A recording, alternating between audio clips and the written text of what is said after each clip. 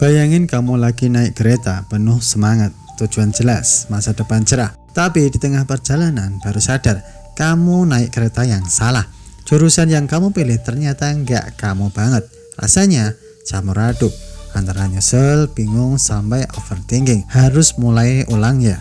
Nah, di titik ini kebanyakan orang pakai pola pikir linear. Kalau salah jurusan sama dengan gagal, sama dengan buang-buang waktu, selesai. Tapi disinilah lateral thinking masuk sebagai jalan tikus yang sering nggak kepikiran. Pola pikir lateral itu sederhana. Kalau pintu depan ketutup, bukan berarti rumahnya nggak bisa dimasukin. Coba jendela, coba pintu belakang, atau malah gali terowongan sekalian. Pertama, ubah cara lihat salah jurusan. Siapa bilang salah? Mungkin kamu cuma belum tahu cara pakainya. Banyak orang sukses bukan karena jalurnya lurus, tapi karena mereka kreatif, menghubungkan titik-titik yang kelihatannya enggak nyambung. Misalnya, kamu kuliah di jurusan yang enggak kamu suka, katakanlah akuntansi, tapi kamu punya passion di dunia kreatif, barber, konten, atau bisnis kecil. Secara linear, dua hal ini enggak nyambung, tapi secara lateral, justru ini kombinasi langka. Kamu ngerti enggak, kamu bisa kelola keuangan usaha dengan lebih rapi daripada kompetitor. Kamu ngerti laporan. Kamu nggak gampang ditipu partner bisnis. Kamu ngerti sistem, kamu bisa bikin usaha lebih scalable. Jadi bukan salah jurusan, tapi belum nemu cara pakainya. Kedua, berhenti berpikir harus sesuai jurusan. Itu konsep lama yang sudah mulai retak. Dunia sekarang lebih menghargai skill stack daripada sekedar gelar. Orang yang punya kombinasi skill unik seringkali lebih unggul daripada yang cuma jago satu jalur. Bayangin dua orang, satu lulusan sesuai jurusan tapi skill standar.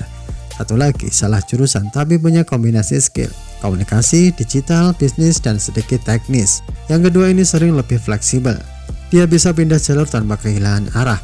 Ketiga, manfaatkan efek tidak nyambung sebagai keunggulan. Kedengarannya aneh, tapi justru disitulah kekuatan lateral thinking. Ketika orang lain berpikir A harus ke A, kamu bisa melihat A bisa nyambung ke C, bahkan ke Z. Contoh sederhana, kamu belajar sesuatu yang nggak kamu suka di kampus. Alih-alih dibuang, coba tanya, ini bisa dipakai di mana ya, di luar konteksnya. Seringkali jawabannya mengejutkan. Keempat, jangan buru-buru mulai ulang dari nol. Ini jebakan umum. Banyak orang langsung ingin riset hidup ketika merasa salah arah. Padahal kamu nggak pernah benar-benar mulai dari nol. Kamu mulai bawa sesuatu dari perjalanan sebelumnya. Ibarat main game, kamu mungkin salah map, tapi EXP yang kamu kumpulkan tetap nempel. Dan itu bisa jadi pembeda di map berikutnya. Kelima, sadari bahwa jalan hidup itu jarang lurus. Kita cuma sering tertipu sama cerita sukses yang kelihatannya rapi.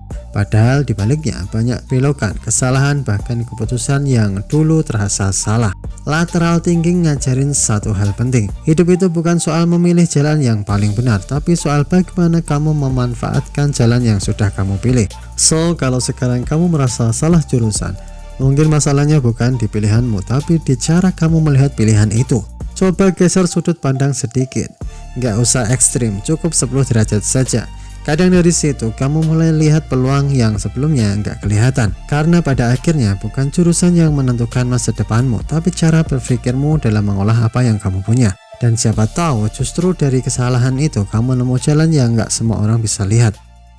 Tetap semangat, King.